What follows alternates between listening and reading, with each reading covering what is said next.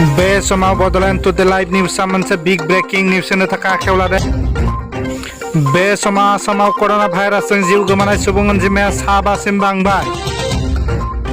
दिनै कार्बि आंलं जिल्लानि अरुण काकति मुंनि 54 बोसोर बैसोनि सासे सुबुङा कर'ना भाइरासजों गाग्लोबजानानै जिउ गोमायो।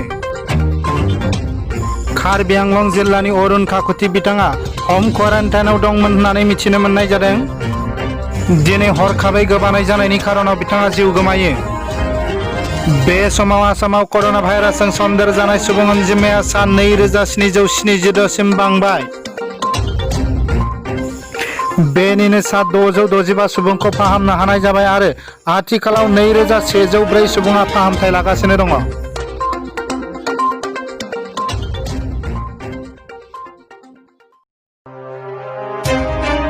बड'लेण्ड टुडे लाइभ निउसआ बे समाव मोनसे बिग ब्रेकिं निउस होनो थाखाय आखायाव लादों।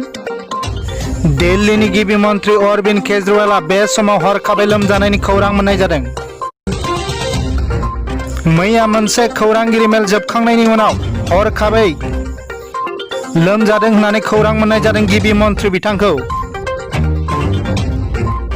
लोगो लोगो बिथाङा गावखौ बयनिबो गोजानाव लाखिनो थाखाय सेल्फ आइसोलेसनाव दं होननानै मिथिनो मोननाय जादों।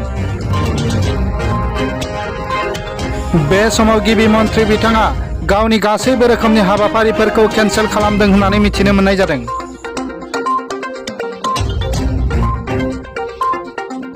दिनै बिथांखौ साम्पोल टेस्टिं खालामनाय जादों होननानै मिथिनो मोननाय जादों।